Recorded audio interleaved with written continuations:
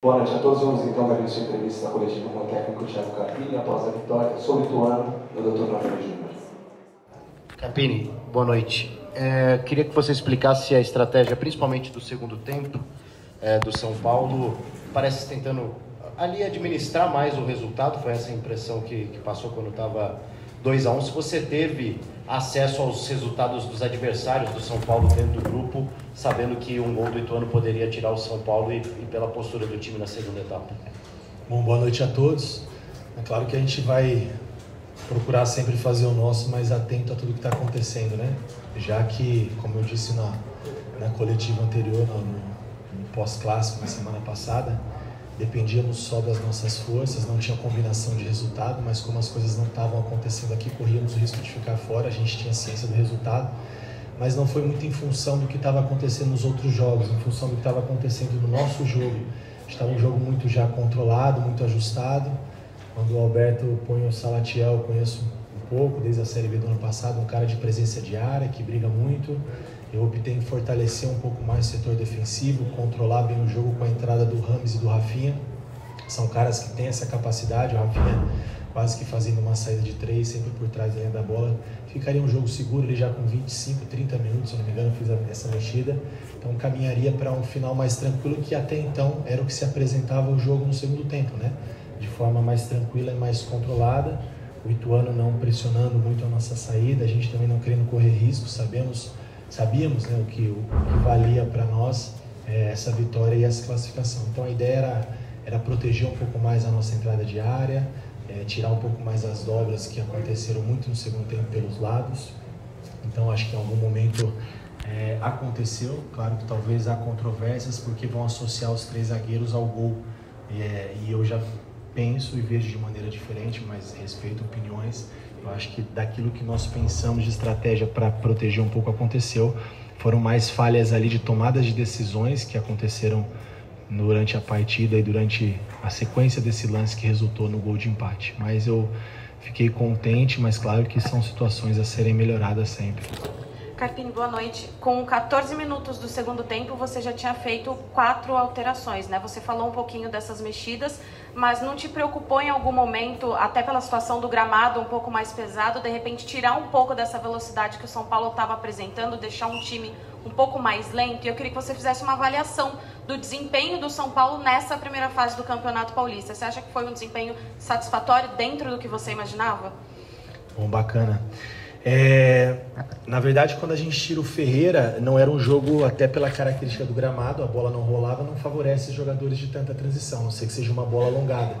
E o Ferreira não é um cara de bola alongada, é um cara de tirar o time de trás com condução, assim como é o Lucas, né, que conseguiu até em alguns momentos fazer de maneira mais efetiva, mesmo jogando por dentro do campo, onde o gramado realmente estava bem encharcado.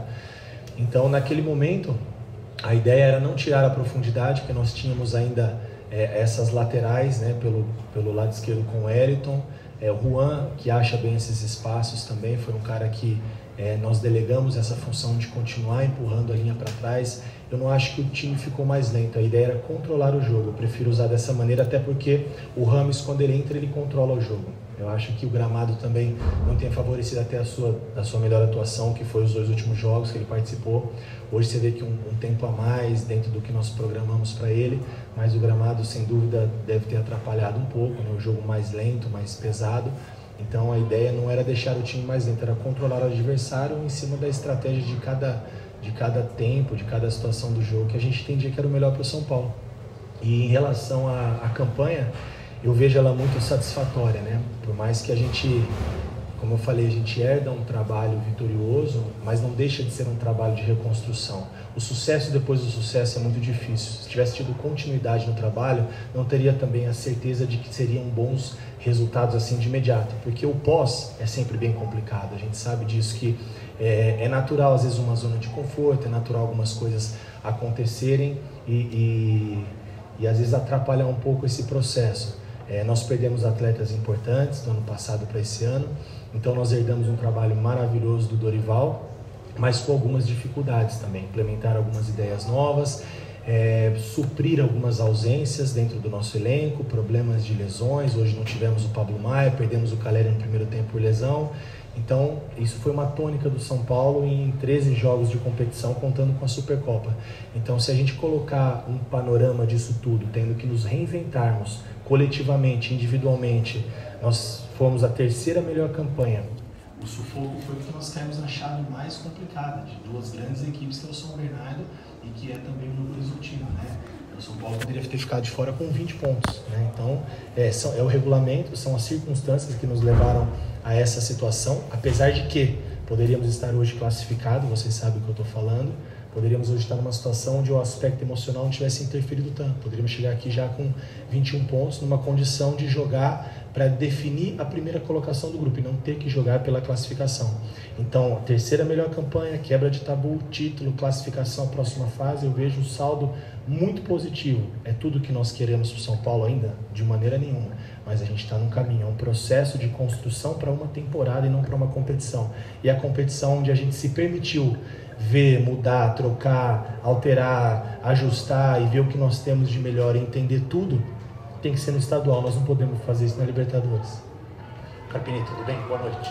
Em cima disso tudo que você explicou, vem aí um único jogo de 90 minutos contra uma equipe que está extremamente estruturada, já vem de um tempo, e que não vai permitir os erros que o São Paulo cometeu, até por ser um único jogo.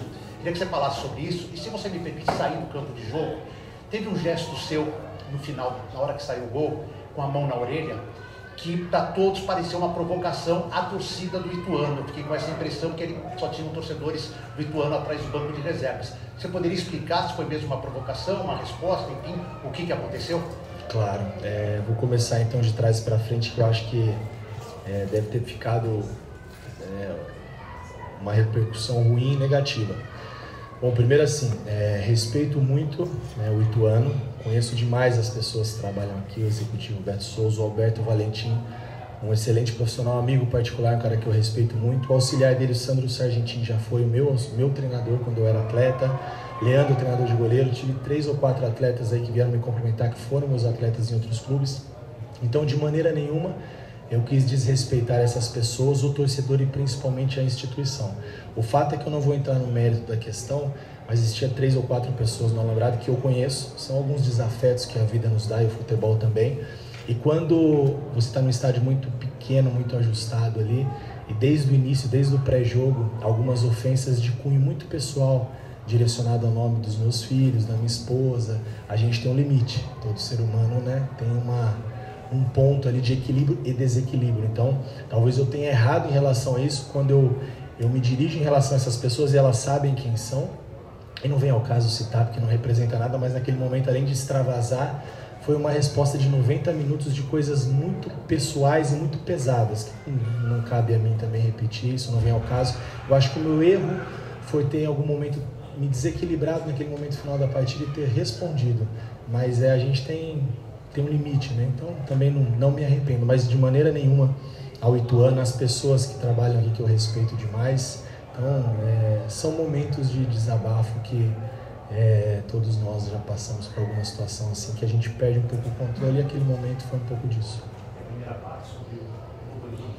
O Novo Horizontino, o Eduardo, que eu conheço muito bem, foi meu treinador também enquanto atleta. Uma equipe que já vem se eu não me engano, a 4ª ou 3ª temporada juntos, no mesmo padrão de jogo, uma mesma plataforma muito bem definida. Uma equipe muito sólida, competitiva, mas agora é uma outra competição. Agora é um mata-mata dentro da nossa casa, dentro do Morumbi. Sem dúvida nós não podemos errar como nós erramos em alguns momentos, mas nós também temos muitas coisas boas a serem repetidas que a gente vem acertando durante esse início de temporada. Com certeza eles também não podem errar, porque jogar contra o São Paulo no Morumbi não é fácil, né? Mas a gente respeita muito o Novo Horizontino e sabemos que é um outro cenário, é uma outra história, é uma outra competição, e vai ser um jogo muito difícil, de muito detalhe, de muita paciência, mas o que nós precisávamos era ir adiante à próxima fase, porque isso estava no planejamento da nossa temporada, né? Então eu queria, nesse momento, até valorizar ainda mais o que eu tenho valorizado sempre, o meu grupo, coletivamente, como o São Paulo é forte, como nós reconhecemos as nossas limitações, a gente supera isso com muita entrega, com muita dedicação, com muito trabalho. Buscar um empate num campo como esse, numa situação emocional adversa, uma situação emocional que nos atrapalhou um pouco no clássico anterior, tirou um pouco a gente ficou um pouco inquieto, né, por não aceitar, mas também não ter até onde controlar tudo o que aconteceu. Então acho que tudo isso gerou uma expectativa muito grande para um adversário que também, quando você luta pela sobrevivência, a gente sabe como é. Então, num contexto geral, foi muito positivo e agora é um novo cenário. E outra coisa também, o nosso torcedor, isso faz total diferença. Tomamos o gol de empate e no momento que nós tomamos o gol, a nossa torcida organizada, os torcedores começaram a cantar São Paulo, o hino. Cara, isso arrepia, isso é maravilhoso. O nosso grupo e o nosso torcedor é o casamento perfeito. Nós aqui, staff, comissão técnica, diretoria, a gente dá um suporte para que tudo isso aconteça. Carpini, tudo bem? Boa noite. Pegando o gancho dessa tua resposta, tu falaste sobre o próximo jogo, que vai ser um jogo de detalhes. Em comparação com hoje, com a sequência do campeonato, a fase de quartas de final, a gente tem alguns contextos que não vão se repetir, precisam ser destacados, né? Hoje tu perdeste o Caleri muito cedo, tinha a condição do gramado, tinha o Ituano que estava tentando a sua última cartada para se manter. Maia. O Pablo Maia, é verdade? O Ituano tentando sua última cartada para se manter na elite do futebol paulista, que também afeta, né, o ritmo do jogo. Mas ainda assim, tirando tudo isso, o que tu achas, já no primeiro momento, que tu consegue tirar hoje de aprendizado? Talvez hoje tenha sido uma das situações mais complicadas dessa tua curta história aí sob o comando do São Paulo. E pensando agora que tu só vai ter uma chance, né, um jogo de mata ou morre nas quartas de final do Campeonato Paulista. E queria que tu trouxesse pra gente, não sei se tu já tens uma situação mais atualizada sobre o Caleri. Obrigada. Legal. Sempre tem coisas positivas e negativas, né, a serem tiradas de cada oportunidade que a gente tem de estar em campo. Foi mais um aprendizado. Eu acho que são situações que nós precisamos melhorar em relação ao controle de jogo quando nós estamos com placar favorável. Então esse é um ponto. Umas situações que a gente tem trabalhado de maneira bem enfática e elas tendem a acontecer ainda meio que parecido, né? Então são situações que a gente precisa internamente trabalhar, treinar e resolver. Fica o aprendizado e eu prefiro enxergar sempre o lado positivo das coisas.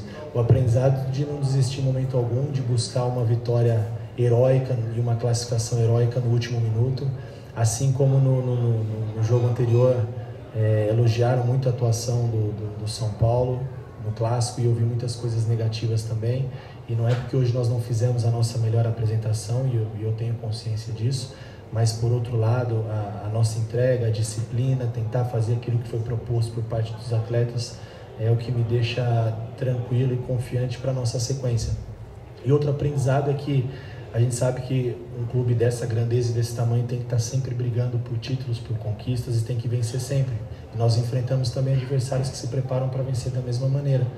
Então a gente tem que ter um discernimento, um equilíbrio quando eu avalio os atletas, porque tudo no São Paulo é muito potencializado pelo tamanho e pela grandeza do clube, e isso é natural, né? As derrotas elas repercutem muito, as vitórias elas repercutem muito, então cabe a mim como comandante frear um pouco a euforia quando tiver demais e colocar o meu grupo de uma maneira mais para cima, quando eu sinto que as coisas não estão acontecendo, como nós passamos por isso em alguns momentos da competição.